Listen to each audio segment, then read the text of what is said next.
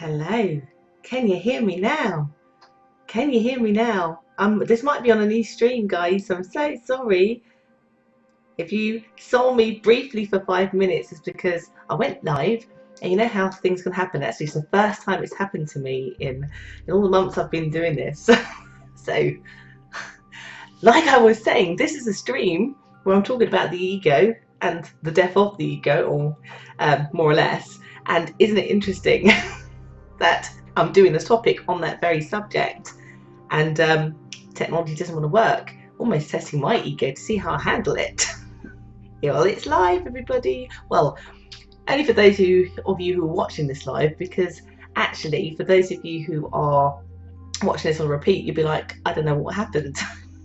Don't worry, it wasn't anything special. Hello everybody, I'm Bella the Secret Psychic. I'm completely discombobulated because I was all prepared, all fancy, and then technology went, no way, we're not going to work for you today. So if you are there, hi, say hello. If you're there in Facebook land, or if you're there in YouTube land, again, I have no idea now if that's going to have messed up everybody that was watching me on YouTube. So if you are there on YouTube, I may not be able to see your comments because everything just went wrong. Anyway, today's subject that I'm going to be talking about is on the death of the ego, or what the ego is as well. So while I go through, because we're going to talk about what the ego is, what it means, we're also going to look at how you can manage, I think, your ego, so that it is not the more dominant feature, also in this live stream as well. So some people on Facebook, you found me, you have to ignore the other stream because it just wasn't working. Well, I didn't press a button. So as my husband said, would be a good idea if you turned the sound up on that button. I was like, oh yeah. You know, I look like I can manage technology, but I just make sure I press the right button, and I pressed the wrong button to start with, and it just messed it all up. Right, so we've got Melissa here. Hi Melissa. We got Suzanne, we got Aurora, and before I did lose the YouTube stream, which is probably not there, I got Jared and Wendy and Louise and Stacy and Shanika as well, and Wendy as well, so do welcome there on YouTube as well. So I do hope you're all well wherever you are. So we're going to be talking about the ego, and while I talk about that, what does the ego mean to you? Do let me know, do comment.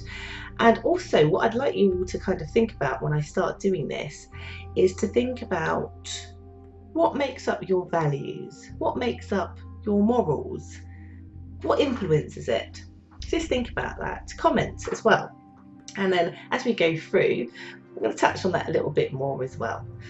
So why am I doing this subject today on the ego? I feel here it's an important aspect if one is trying to transcend or to become more spiritually awakened. Part of the process of becoming much more spiritually awakened is about understanding how relevant the ego is in our lives, but also where it is needs to be put in check, I think is the word to use, in order for you to become more awakened, or as I like to put it, much more aware. So this stream today is basically a helpful discussion to help you navigate and to give you some tips and techniques to be able to manage your ego in a better way than perhaps where the ego can probably take a bit more control of us. And I'm going to give some examples, as I always do. So again, if you're watching this for the first time, do share, do subscribe, do comment. I'd love to hear from you all. So, right, we're going to move on to what is the ego. So I've got these three kind of points that I want to kind of touch on in this feed today. For me, the ego is super intelligent. And it needs to be intelligent. It is needed in your human aspect. Without the ego, humankind in this reality probably wouldn't have existed, because as you know, for those of you who saw my videos on chakras, Your ego lives in your root chakra, and the ego is part of what helps us all to survive in this human existence. It is our friend. It's, way back in evolution, when we were cavemen and women, if we didn't have an ego to learn to not touch fire, to run away from that big lion, we probably all wouldn't be quite here. So it is a very intelligent, it has gone through millenniums or years of evolving to make sure that we, in our human existence, navigate and survive the experience that we've all chosen to have here on this earthly plane. It is our friend. But sometimes, because it is super intelligent and it has been going for years and years, so it does know best, sort of, sometimes I would say it's like an overprotective mother.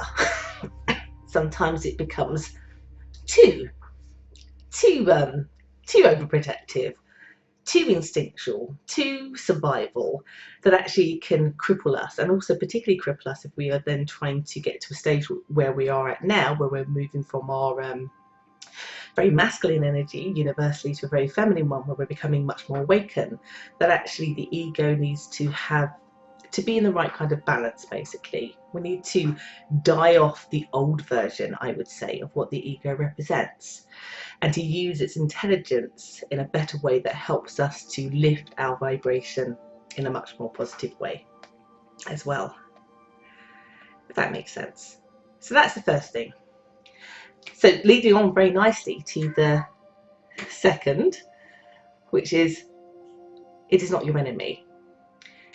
Your ego is definitely not your enemy. I know I've titled this The Death of Your Ego, and it is in its current format, but you want to retain it, because whilst you are in your human experience, because the ego doesn't really live in our non-corporeal selves, in our higher selves, in our spirit selves as part of source, there's no place for it, but in our human playground that we're in our human learning experience, it is needed. So it's not your enemy. In a way, you need to learn to make friends with it, but like I said, just like an overbearing friend or a parent, it mustn't take over you completely. And I'm going to touch on some more about what the ego represents, but mostly, as we get to my point number 3, the ego is basically master and controller of your thoughts. It controls your thought forms in order to have a check-in with you about whether you should fight for something or whether you should flight.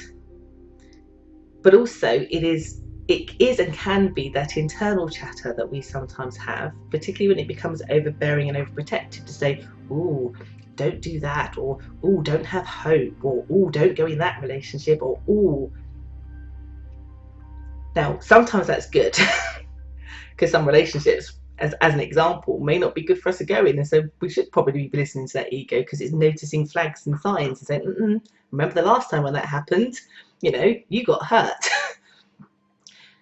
That's okay.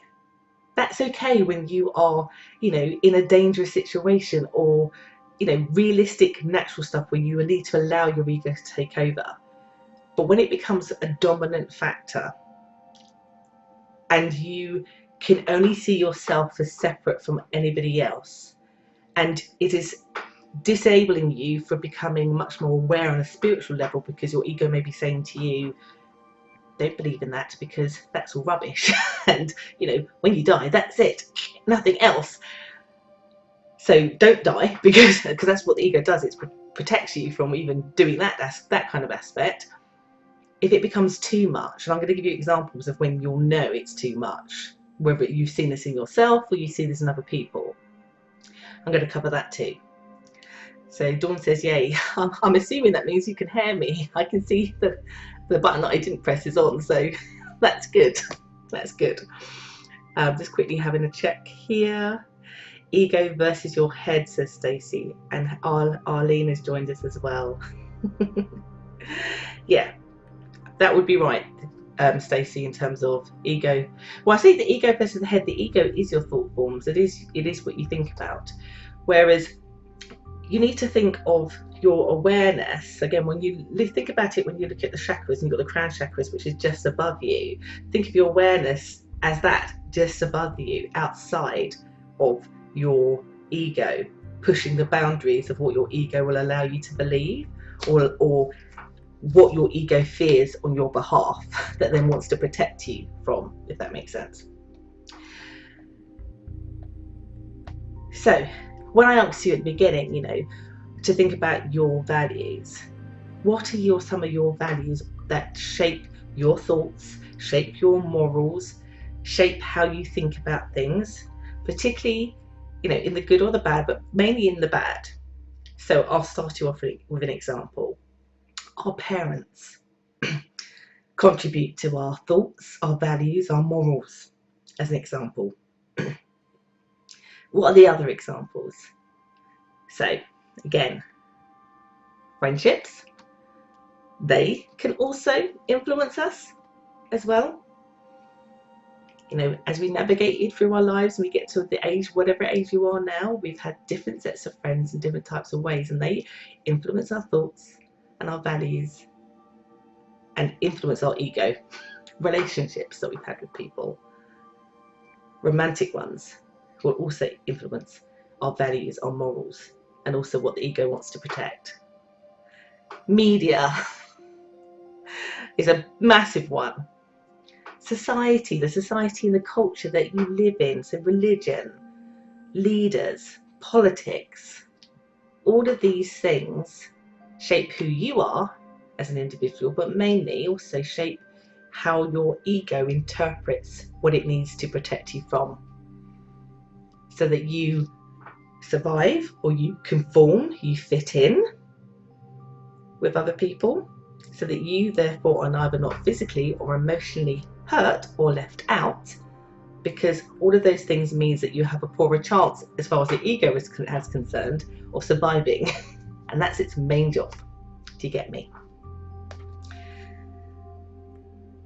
So, as you guys know from some other streams that I've done, in order to start taking a grip of your ego from not being so overprotective, and to put it into a place that is much more harmonious for you and is useful when you truly do need it, is learning how to manage your thoughts, which sounds easier than it's said, but I will go through the techniques. But it's so key, because if you don't manage your thoughts, when it comes to the law of attraction or manifestation, your ego, if it's persisting to highlight your anxiety over something, or highlight a worry because it's trying to close you off, then what your ego is doing is manifesting on your behalf, and it may not be manifesting what you want or what you desire. So being able to put it in balance so that you can then have a greater sense of awareness means that you can lift your vibration and navigate through life a lot more harmoniously, but also manifest your desires and towards abundance.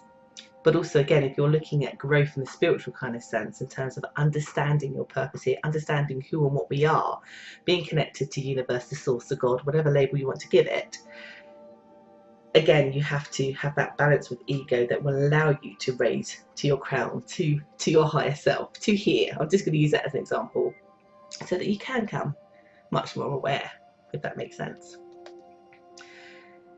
Yes, Dawn says, it's so very fear-based. It can, absolutely, and it doesn't have to be, because the ego's job is to notice things that could emotionally or physically harm you. So sometimes you do need that kind of fear trigger, but it has to be proportionate. It shouldn't be that your ego or your anxiety, we'll label it like that, is actually running away with itself to a point where it's disabling you from actually feeling happy or feeling joy or having any belief in anything. That is when it's not good. So basically, as you know, with law of attraction, what you think you create.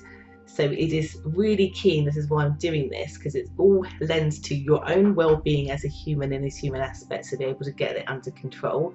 If you want to raise your vibration, to be able to tune to be higher in terms of not higher, but in terms of being more aware and connected to source and understanding how we are all connected, and also being able to manifest and navigate your intention setting a lot better, your ego is something that you have to be able to put in check and have the right kind of balance and the right kind of relationship in a friendly way than perhaps sometimes it can be when it gets out of control, when it's triggered in particular. So, just going to move on now to some more about what the ego is. So the ego is basically you. It lives in the I, basically. The ego doesn't necessarily see itself as part of a whole. Its job is to look at you as a singular being and to say, what is it that I need or want to keep me surviving in this life? It keeps us a little bit separate from source, and sometimes that is deliberate, because like I said, not everybody has a spirituality or everybody believes in this kind of stuff. They're not awakened, one would say, as an example, because the ego or their morals or their values or how they've been socially conditioned says you're not to do that, you must conform this way or that way. But also the ego will say that you must also think of the I and how you can fit into this environment so that you are not persecuted emotionally or physically. So it has no concept of being connected to all of everything, to everybody. And for those of you who saw my live, which I entitled We Are Ball, when I talk about source energy and I talk about the sort of hive thing, how we're all connected, how we're all energy, how this computer and you guys, we're all connected.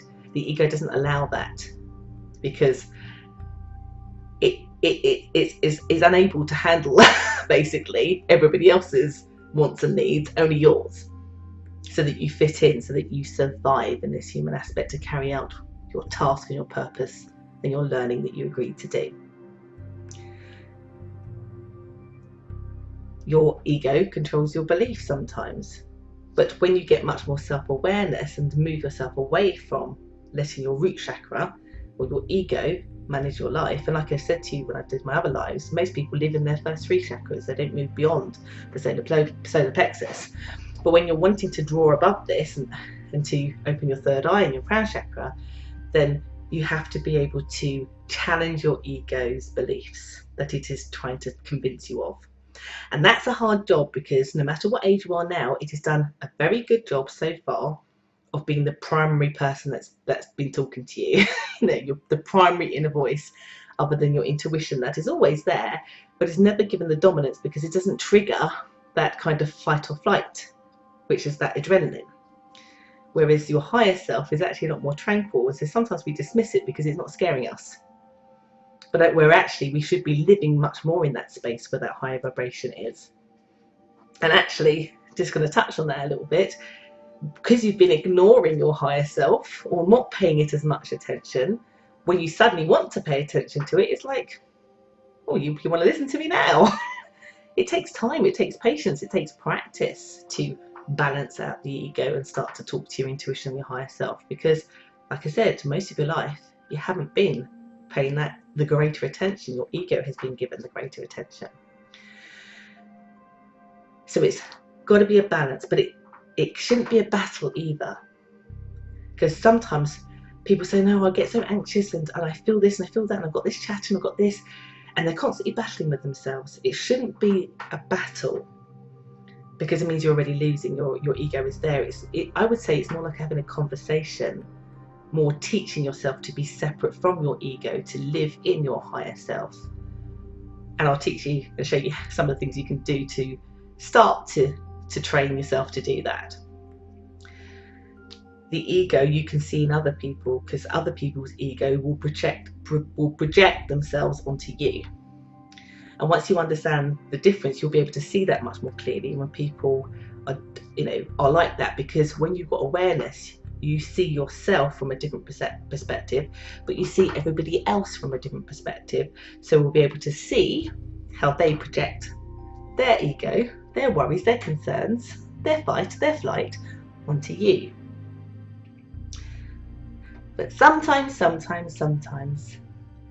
people can act like mirrors, because sometimes we are not aware that we have that the ego is leading. And trust me, there are times when my ego, I'm not perfect, and maybe should be, because your ego shouldn't be dismissed. It's necessary, but sometimes even me, my ego will take control, and sometimes it's good to have a mirror or somebody else to stand up to me and say, Bella, what is your ego saying?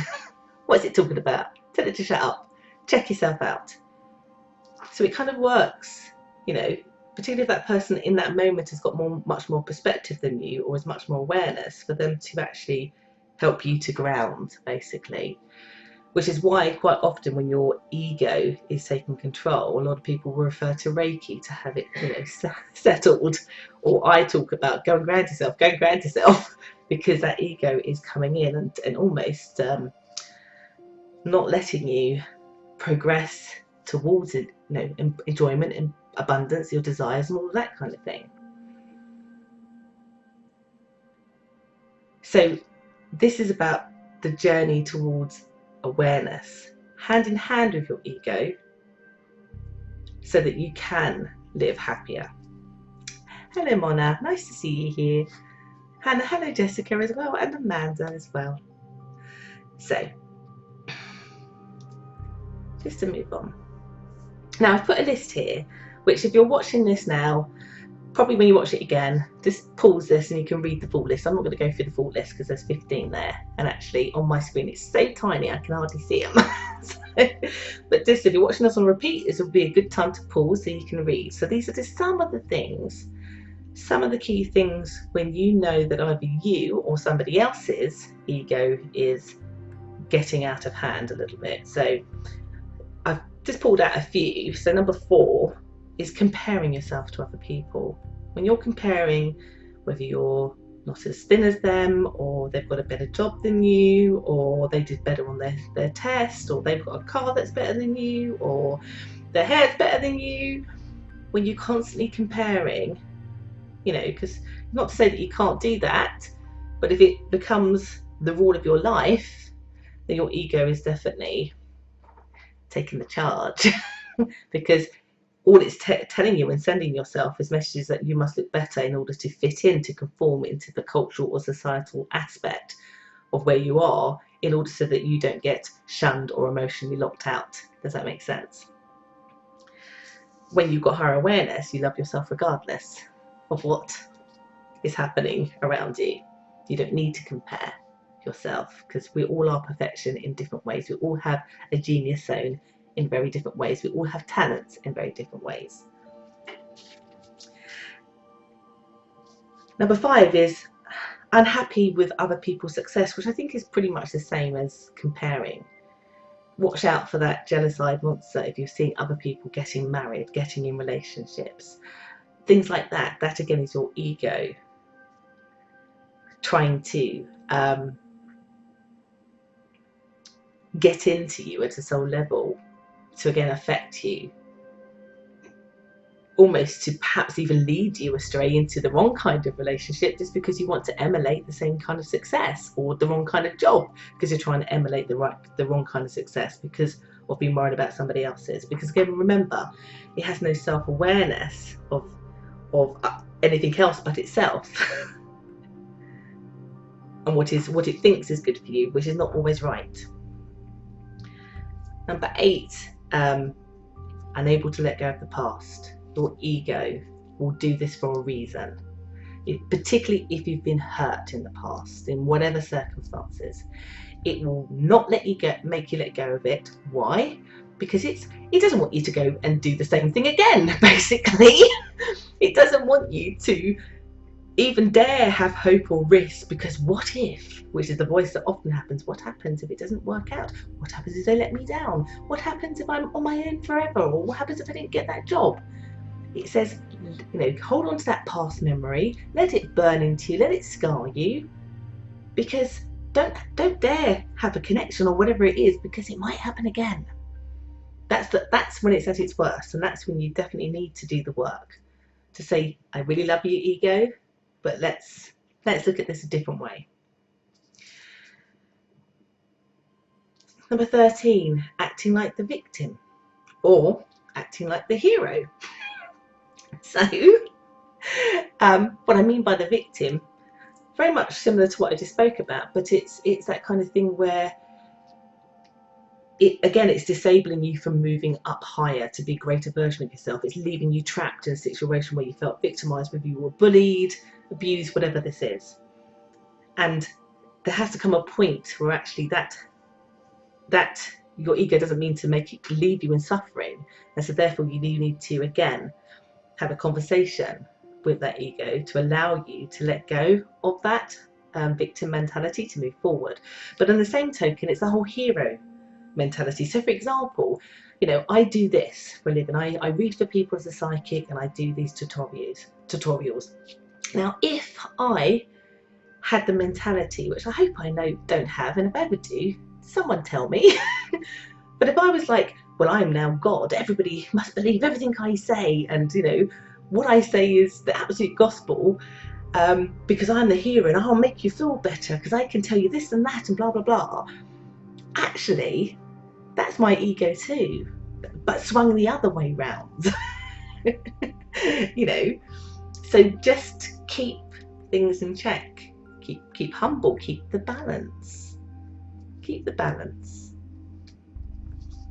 Because we are perfection, but nobody in our human aspect is completely perfect. We all can get it wrong and do get it wrong, and nobody's better than anybody else as far as I'm concerned either. I think, and you might have recognised this, if not in yourself, but maybe in other people, when they constantly talk about themselves, and it's me and I and me, and they're not really including everybody else, then they really are stuck in their ego. Could lead to, you know, personality traits, you know, to narcissism. That's when the ego really, unfortunately, has really got a grip. Do you notice about yourself? Not to say that you shouldn't at times definitely put yourself first and say, what do I want to do? What about me? Yes, of course. But again, balance and proportion. So do you recognise any of these in yourself or within anybody else? Well, this is your ego having a little bit more power, being overprotective than it should be. So Steve says, hello, can Reiki cure energetic trauma stored in our chakra? I wouldn't say the word cure. It would help balance and manage it. I feel here with Reiki it's an ongoing situation, and it really depends, because there are things that you can do in terms of if someone's experienced a trauma, in relation to your question, Steve, then they have to do something, work on their shadow side, or work on what I call completion, to be able to go back and heal that essence so that it's not an ongoing problem. But actually, by doing some work even with the ego, that is a start, that is a help. But quite often in life, because we are living the human aspect and things happen to us, good and bad, you know, the light and the darkness, things that we have sometimes chosen, that sometimes there will always be a time when one of our chakras need rebalancing in order to help us go forward. Nobody, like I said, in our human aspect can be perfection all of the time in terms of that sense, but we are definitely perfection in terms of our higher self and being part of source energy. So I hope that makes sense to you, Steve, as well. So just gonna have a quick look on Glitter Sunflower says, Facebook has a lot to answer for. Oh gosh, yeah, that definitely is a good subject. So Glitter Sunflower says on YouTube, Facebook has a lot to answer for people's lives being better, because we are in a little bit of a generation and I think we've all been guilty of it, where our ego is being boosted by likes and the attention of, you know, WhatsApps and Facebooks, and we're constantly looking for validation. And not that that's a bad thing, because it does keep, you know, it's a representation a little bit of us all being connected as well, and I've spoken about that before. But when it is, again, distracting you to the point where actually you're not living your life, or it is propelling that ego to actually need that and crave that all the time, then again your ego is definitely taking control. So very excellent point. And I feel here, again, everything in balance. Not to say that you can't have that, no, but it shouldn't rule you. And I say to people sometimes when I'm reading for them, you know, Facebook, fake book sometimes. You know, not everything one sees on Facebook is real. We have to put it into proportion. And it's the same with your ego. Get the balance, put it into proportion. So, as I'm reading what I've written, then I've lost the track. So my point is, as it says there, is first of all, in order to progress forward, is acknowledge your ego is there, acknowledge, particularly if it's out of hand, that it's parenting you, but embrace it, because it is an important part to have. Because like I said, you cannot be that hero or dismiss it and be, you know, just as you cannot live all the time in your ego and your human aspect, you cannot live in your spiritual aspect all the time in your human aspect, because neither one are too good to be living in for any one time as well. So we probably all know people where they're so spiritual and that's all they ever do and that's all they ever talk about, or they're living in energies. And trust me, as a reader, if I was to live all the time in everybody's energies and I didn't have a cut-off point where I just stop working and I don't do it and I'm just Bella, I would probably be in rocking away in some sort of mental institution. You can't live in both of them. You have to know how to have the balance. And the way that you can start to do that, which I'm going to show you some techniques, is to basically, again, visualize almost a little bit like your higher self is just here, or your spirit guides are just here, or they're in front of you, whatever way you want to put it. And when your ego says something to you, like, oh, you'll never be good enough, push yourself to find an answer from your higher self, from your intuition, that wants to either answer that question or to counterbalance it. So if, you know, my ego said, like the start of this feed where it just went wrong completely horribly, I could have, my ego could have said, no, don't go on, you know, everyone's going to laugh at you. You know, that was really foolish. I could have let that get to me if I wanted to, and I could have then not gone on and made some sort of excuse or something. But no, my higher self said, no, you know, this is life, this happens, it's alive, you know, continue on. So that's an example, yeah? And, you know, is it Eckhart Tolle? He's a really great practitioner when it comes to talking about the ego in particular, which I do suggest people have a look at his work. But he says this, you know, the ego says, I'm still pissed about yesterday, but the spirit or your higher self says, oh, it's a new day, it's a new attitude. You just need to sometimes have that dialogue with your ego instead of just believing it straight away. You wouldn't believe me if I told you, God, that the world was flat. You would question me as to why I believe that. Do you see what I mean? It's like with any kind of thing. I get questions all the time about how I do things, so on and so forth.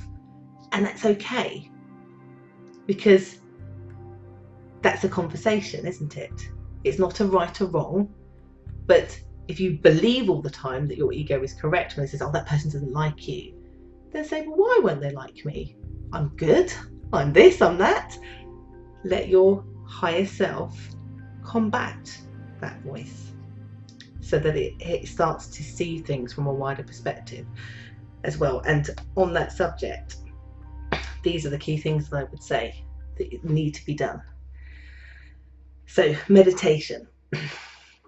Meditation, as you know, I rave about because it's good for mindfulness, for reducing that fear trigger that the ego represents in our bodies. And the more you meditate, that fear receptor that is an actual piece of your brain starts to actually simmer down. So meditation is the first key. If you're not able to be in the present and to quieten yourself and to quieten your ego and to let the thoughts come out in and out, and also to do that questioning that I just talked about, then you'll struggle more.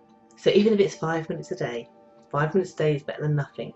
Even if you're in the bath and you're just concentrating on just you, your body, your thoughts, that is meditation. Listening to music, that is meditation. Spend some time in your presence to be able to look at, almost like while you're doing that, while you're present, then also try to kind of put yourself in other people's shoes, to try and be that hive, to try to be connected.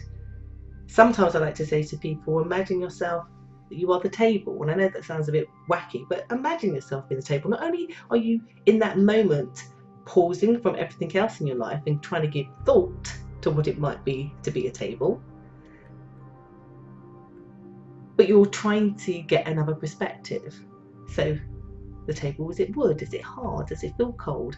It has things to it. What's the vibration? What's the energy of it? What does it make? What does it feel like? What does it smell like?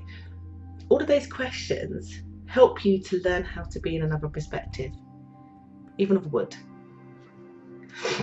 Terry says, how does one know with which chakra needs more attention? Well, if you don't know, because not everybody's going to know this, you'll definitely know that your root chakra needs more attention if you've got high anxiety and it's a regular occurrence. That means your root chakra definitely needs a lot of work, or you need to do a lot of grounding techniques. But if it's something that you can't manage on your own, then this is what Reiki masters and teachers are for, healers are for. They're there to help realign, to help you as well. So, and if you don't know, again, a good Reiki practitioner will be able to go through your system, because that's their job, to be able to recognize that. But the ego is quite a good one to recognize. Sometimes we don't, because like I said, it's been the loudest voice for all our lives. It's one we listen to the most, that we don't recognize that it is something that actually sometimes leads us astray, not in a good way. The other tip that I wanted to say, just quickly, so I just want to check. So, is there are some tips about pushing your ego to the limits of, particularly if you're finding that it's chronically overtaking you. It's one of the good methods, but sometimes people get scared of it because their ego's like, no, don't try that. That's scary. Trying to do that. It kicks in straight away. Is to actually force your ego to go through visually with you the things that you fear. So, for example, if you are fearing losing a relationship, and your ego is telling you that you shouldn't do something, i.e. you shouldn't walk away from it, even though you know it's bad because it's emotionally abusive or they've been cheating on you, but you're staying in it because you've got a fear that your ego is saying to you, but you'll be on your own. You know, better this than anything else. Plus, you'll only have to go through the whole cycle again of being heartbroken, so you might as well stay in it. Do you see what I mean? Maybe they'll get better. No, maybe if you do this, they'll get better. Maybe if you conform, you'll get better. No, in order to help the death of the ego in its current form that is not helping you or serving you to be in your higher self and to bring you to joy and abundance, you almost need to visually push your ego to actually visually go through that experience. And sometimes I say to lay on the floor, lay in your bed, or sit up, close your eyes and visualize what it would be like. Go through the layers. And every time trust me, your ego will resist it. It will make you want to have a panic. You'll probably go in cold sweats. It may feel like your belly's tied in knots because it's a reality that you're trying to do. But once you do it and you push past that fear with your ego, because eventually your ego will let go and say, right, this is going to happen because you're making me go through this. You know, it will say to you, I told you, I warned you. Only then to get to the other side to see what happens after that.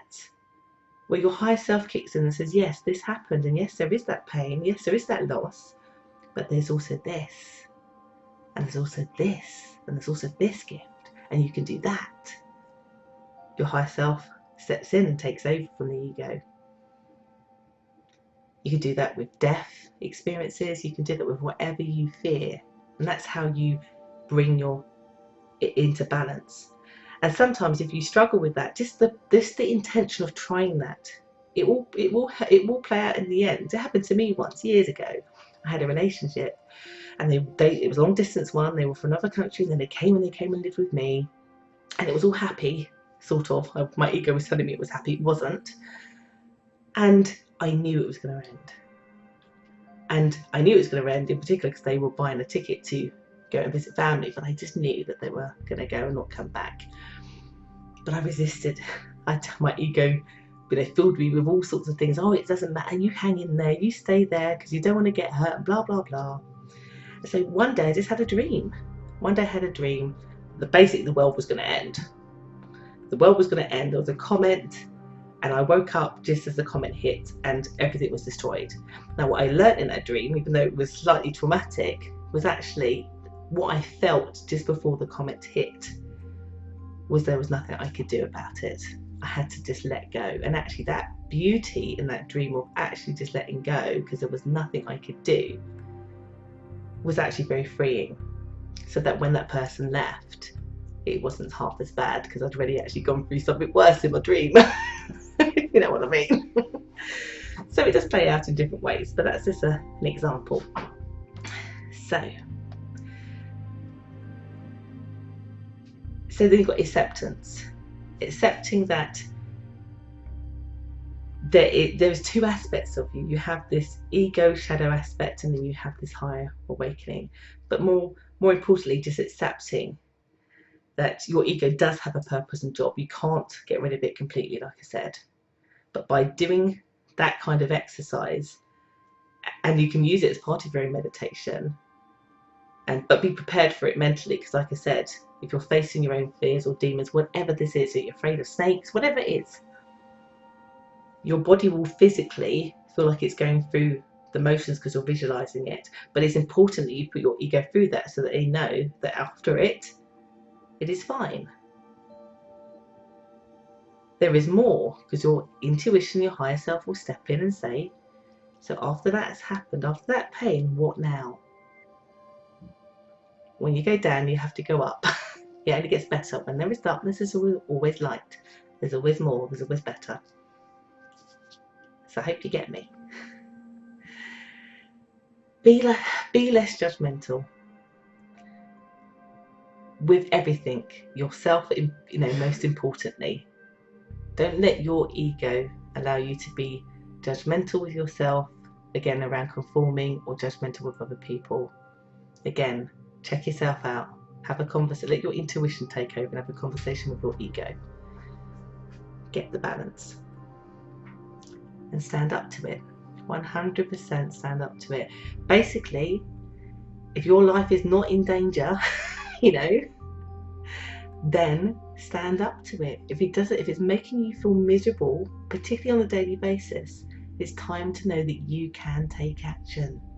We all have it within us. Remember, what you think you create. So when you start to think and believe differently from your ego, from what your ego is telling you, and you start to feel happy about it, then you know you're on the right path. And I always say here, if it feels good, then it is good. It is right for you. It's the right direction. You shouldn't be going into anything with the worry or the fear, because that's your ego. So that was me, short and sweet tonight, I think, apart from all the mess up at the beginning. But that was my talk about the ego and how you can start to let it die so that it can be born the way that it should be functioning, as we are in this new generational way, where it doesn't need to be still in its caveman way. Let it evolve with you, hand in hand, as you raise your vibration to become more awakened.